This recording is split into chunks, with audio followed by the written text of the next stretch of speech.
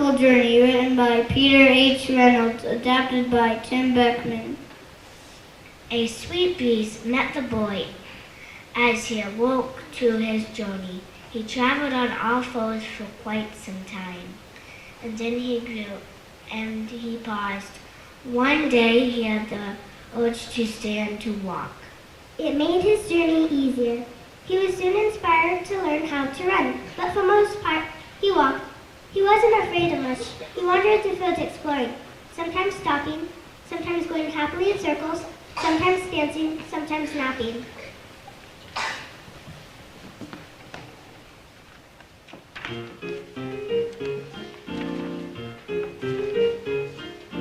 Standing, walking, running too, moving all around as he grew, pausing, wandering fields exploring, roundabout exploring, sometimes stopping.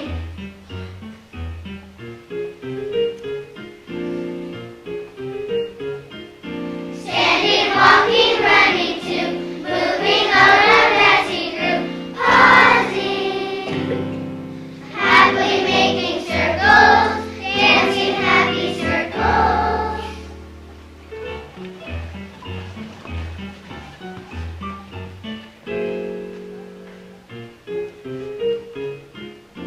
Napping, napping.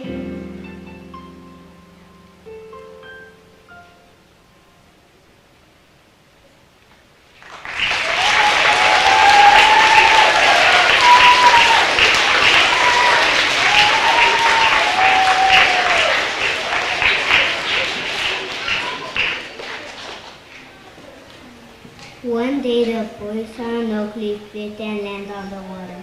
He was curious how the leaf managed to float the way stars seem to float in the night sky.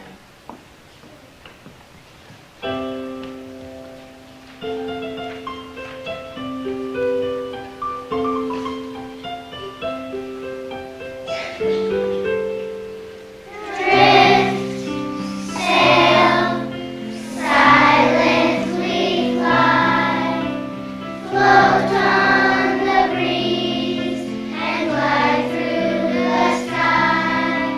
Make not a sound, but gently go by, not to be missed by the boat.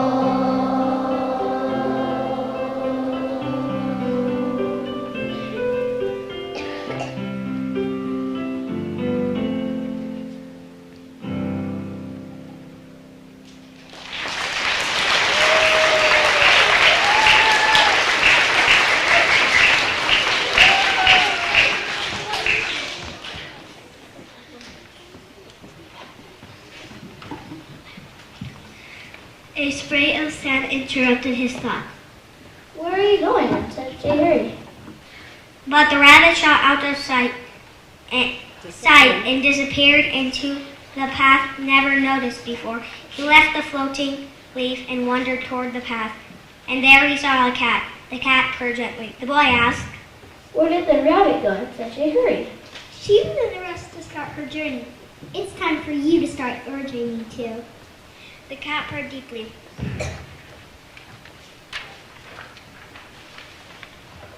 Oh, but I am going on a journey. I've seen many wonderful things. Some I understand and some I don't. Like how that leaf floats on the water. Well, that's fascinating, but I'd hate for you to be late. You don't want to be left behind. Behind, who's ahead of me? You wouldn't believe how many. You know you're not the only one on this journey. Plenty ahead, lots to follow.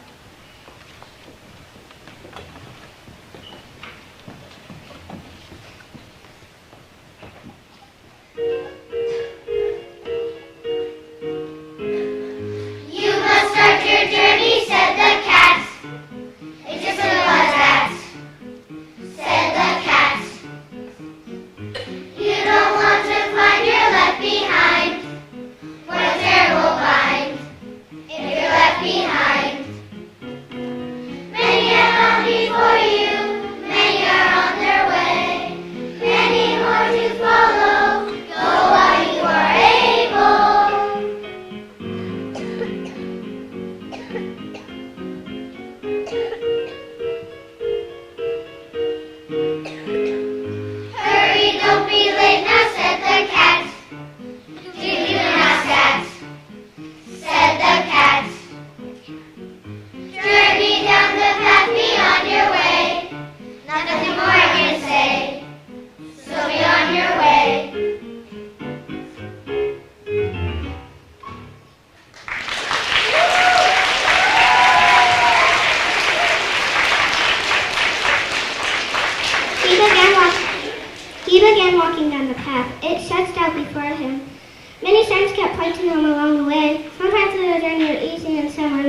difficult. Although he was following the well-worn path, he had a growing feeling that he was lost.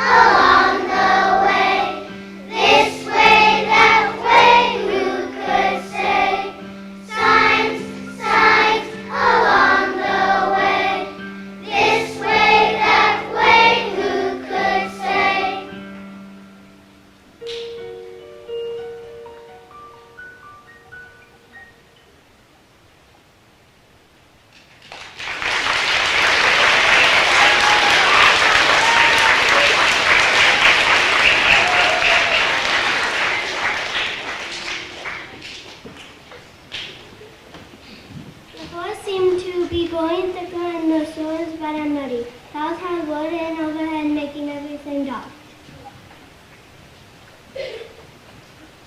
He rested and noticed. An oak leaf drifted from the sky. It sailed with ease and soared on a breeze, and was carried deep into the forest. It disappeared behind a grove of trees.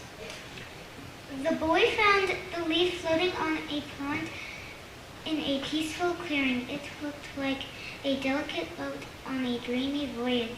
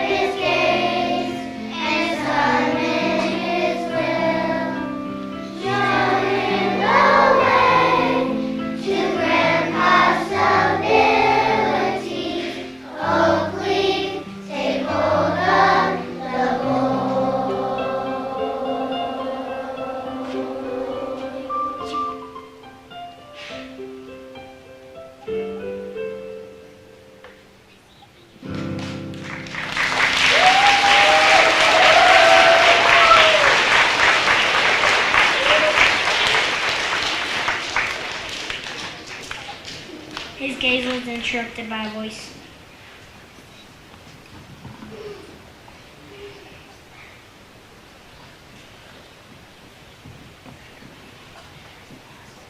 Oh, there you are. I was worried. Don't wander off like that. Now, hurry. You're falling behind. He ran and ran and ran, and as he ran, he noticed that the forest was getting thicker and thicker. The muddy ground became covered with water. He could no longer see a clear path.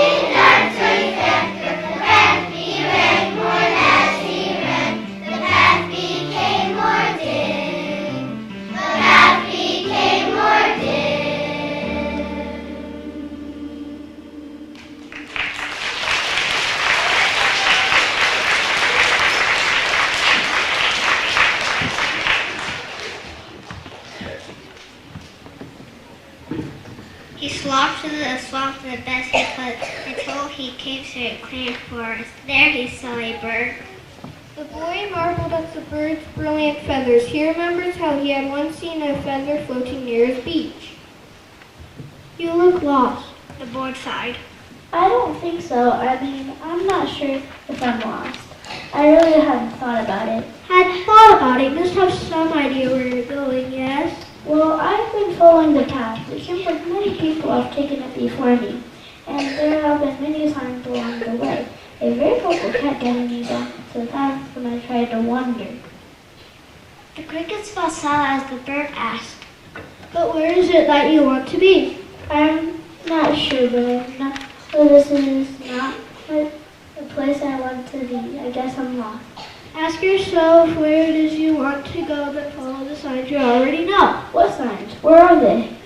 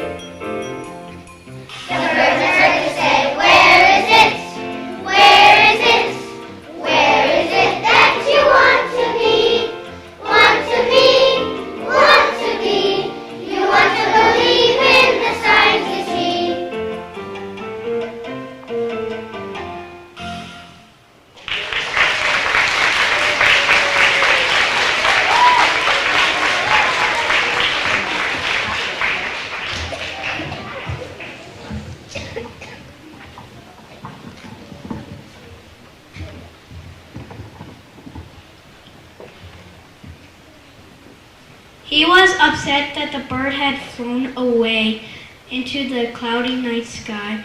He started skywarding, trying to see where the bird had gone. and as he did, the clouds seemed to melt really the ink black sky, and there above him was a star, a very bright star. He stared at the star and felt a whisper in his ear, a pain in his heart, a tingle in his spine. He could hear the star. The voice sounded so familiar.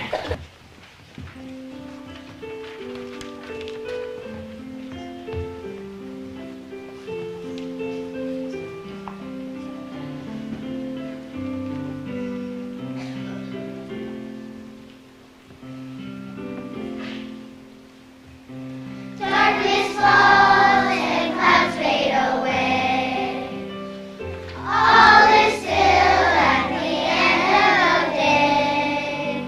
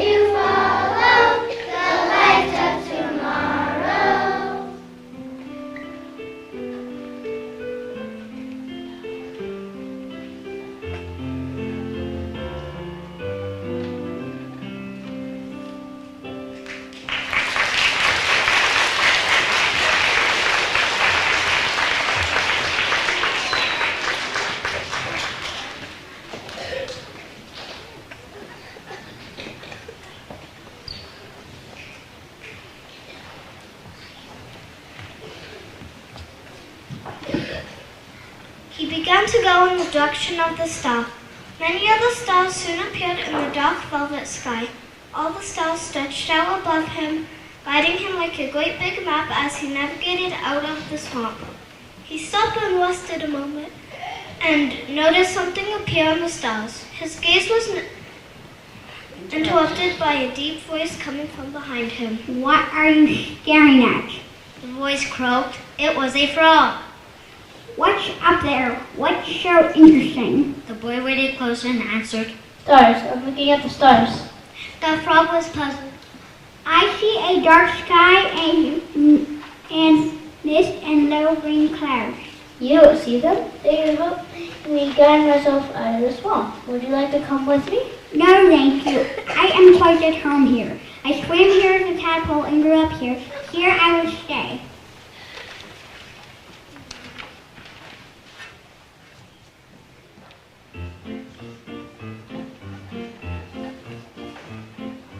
Misty, musty, musty green, foggiest fog you've ever seen. Slippery, soggy, gloomy gray, dust and floods and swamp they stay. Froggy, fiddle-a-filly-o, the frog lives in the bog, you know. Froggy, fiddle-a-filly-a, the frog in the bog will likely stay.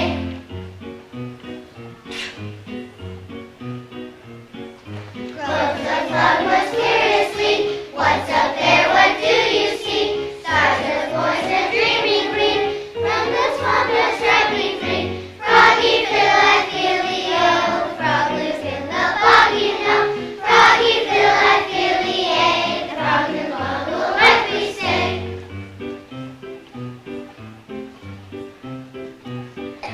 Lonesome frog, please come with me, a fire-leaf ability. Notes the frog from his domain, in the swamp I shall remain.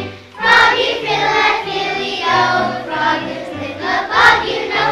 Froggy, fiddle-a-filly-a, the frog in the bog will likely stay.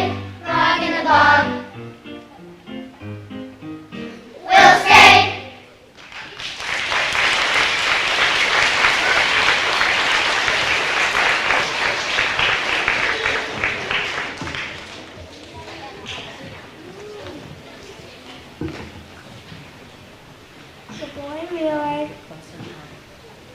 The boy realized at that moment that everyone has a different voyage, different sign, their own star, their own constellations. The boy left the frog, who was smiling broadly. Suddenly, he heard a cry. It was coming from the center of a deep river running into the swamp. It was the rabbit, who had been in such a hurry. She looked hungry and very tired. The boy realized that the river was too deep. The rabbit was trapped. He saw an oak leaf drift by. It gave him an idea. The boy smiled, having helped the rabbit on her own journey.